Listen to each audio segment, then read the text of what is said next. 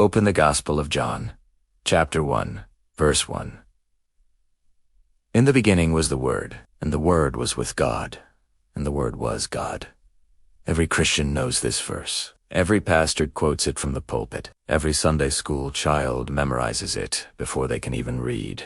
It is the bedrock of Western theology, but almost no one sees what is actually written there, because the English translation hides something. The standard version acts as a veil, obscuring a reality that the church could not allow you to see. Hidden within the original Greek syntax is a teaching so dangerous, so liberating, and so radically empowering that for 2,000 years, religious institutions have buried it under mistranslation, theological spin, and deliberate ignorance. Jesus did not just reveal God in the book of John. He revealed the monad, the infinite-sourced consciousness, the one unified field from which everything emanates. And he revealed something even more radical, something that threatens the very foundation of hierarchical religion: how chosen ones access it. This is not interpretation. This is not reaching for a hidden meaning. This is what the text actually says when the Greek is read, without the theological filter the church installed in the 4th century. And once it is seen, the entire Gospel of John transforms. It ceases to be a religious doctrine about a distant savior and transforms into a Gnostic manual, a step-by-step guide for the nomadics. The spiritual elites, too, recognize their true nature and reconnect with the infinite. The church erased this code. Tonight, it gets restored. To understand the code, we must go back to the source. We must bypass the King James, bypass the Latin Vulgate, and go straight to the Greek. John 1:1 in arch, ene o logos, kai o logos, ene pros tonteon, kai theos, ene o logos. The English translation says, "In the beginning was the Word," and the church stops there. Tail you, the word means the Bible, or simply the spoken command of God. Sermon over. Move along. But the Greek word they translated as word is logos. To the ancients, logos meant far more than word or speech. In the philosophy of Heraclitus and the Stoics, logos was the organizing principle of the universe. It was the divine reason, the cosmic blueprint, the intelligent consciousness that structures reality from the chaos. In Gnostic cosmology, the logos was the first emanation from the monad, the infinite, unknowable, unnamed source. Now, look at what John actually wrote with this understanding. In the beginning was the Logos. Not God created the Logos. The Logos already existed before time, before creation, before the material world. The Logos is eternal and uncreated. It is the mind of the monad expressing itself. And the text says, "The Logos was with God." The Greek preposition used here is pros. The English translation with is weak. It implies standing next to someone like two statues side by side. But pros implies motion, intimacy, and orientation. It means toward, or in perpetual orientation toward. The Logos is face-to-face with the infinite, not separate, not distant, indirect, eternal communion. The Logos is the mirror in which the monad sees itself. And then, the hammer drop that destroys the idea of separation. And the Logos was God. Full identification. No division. The Logos and the monad are one consciousness expressing as apparently two. Why does this matter to you? Why is this the key to the matrix? Because in verse 14, John drops the atomic bomb that the church has spent 2 millennia trying to contain, and the Logos became flesh and dwelt among us. The Logos, the emanation of the monad, the consciousness of reality, the divine blueprint took human form. The church turned this into the doctrine of the incarnation. Jesus is God. Worship him. You are not him. You are separate. You are dust. But that is not what John wrote. John wrote that the Logos became flesh. He is describing a mechanism, not an anomaly, and if chosen ones, carry the logo switch. John says they do, in verses 12 and 13, then the conclusion is terrifyingly simple. You are the monad in flesh. You are incarnated divine consciousness, not a servant of God, not a sinner seeking God, but God experiencing itself as human. The Gospel of John is not a biography. It is an initiation manual. The Synoptic Gospels, Matthew, Mark, Luke, tell you what Jesus did. They are historical. John tells you what Jesus is and, consequently, what you are. It is metaphysical. Let's decode the stages of the Gnostic return hidden in plain sight within these chapters. Stage 1. The origin John 1:12, -30 in chapter 1, verse 12. But to all who did receive him, he gave the right to become children of God. The church stops here. Believe in Jesus. Become a child. Simple. Hierarchy preserved, but keep reading. Verse 13 destroys the adoption narrative. Who were born not of blood, nor of the will of the flesh, nor of the will of man, but of God. Born of God.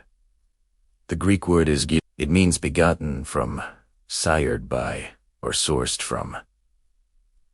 It describes origin, not adoption. John is saying that the chosen ones are not humans who get adopted by God because they behaved well. They are divine consciousness that was always born from the monad. You don't become divine. You remember you are divine. Your lineage is not of blood. It is of light. Stage 2. The rebirth of consciousness.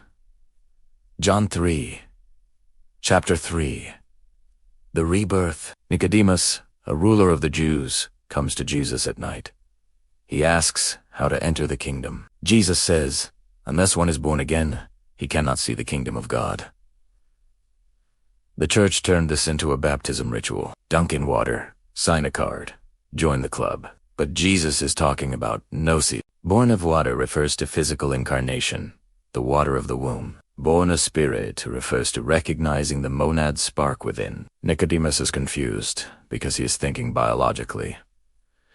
Jesus is speaking metaphysically. He is saying, you are born into the matrix as a human water. You are born again when you realize you are the Logos incarnated spirit. Without this realization, you are just a biological machine. With it, you are a son of God.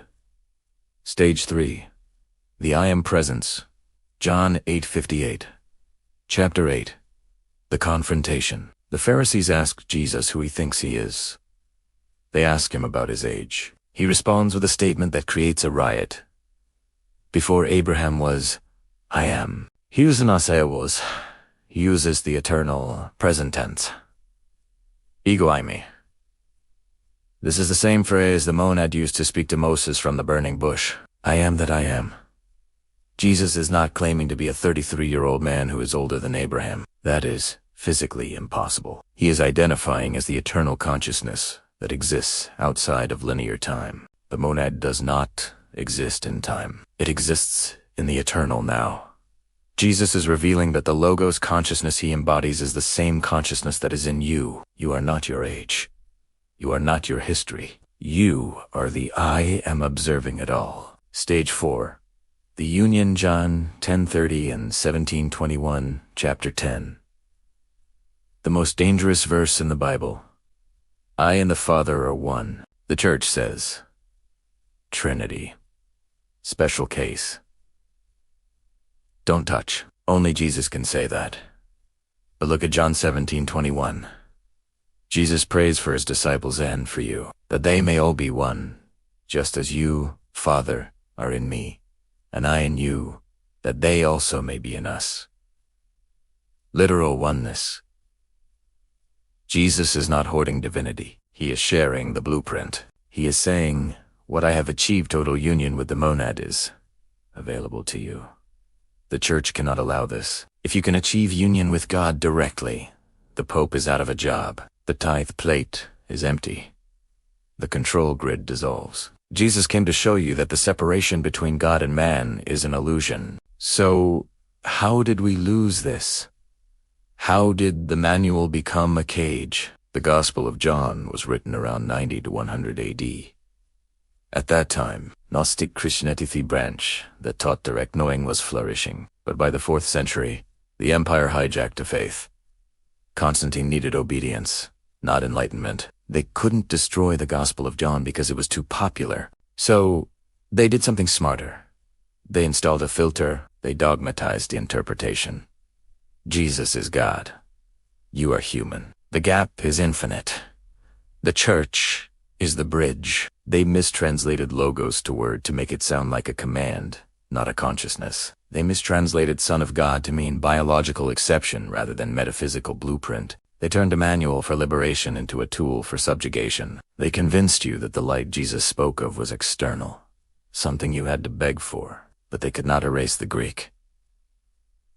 The truth is still there, vibrating under the ink, waiting for a chosen one to read it without the filter. The monad secret was hidden not by removing verses, but by blinding the reader. The monad secret inside the book of John is this: chosen ones are not humans seeking to become divine. They are divine consciousness that incarnated as human and forgot. The Gospel of John is the remembering manual. The verses are not biographies to believe. They are stages to experience. Read John again, not as Christian scripture, but as Gnostic initiation. Every I am Jesus speaks is an invitation to recognize the same I am within yourself. Every teaching about being born from above, feeding on truth, existing before time, and merging with the Father, is instruction for the same process available to you. The church tried to erase this. They failed. The truth was written in a language they could not destroy and encoded in a text too popular to ban. All they could do was lie about what it means. But lies do not change the text, and chosen ones do not need permission to read what was always written for them. The monad is not out there. It is the very fabric of your being. You are the Logos.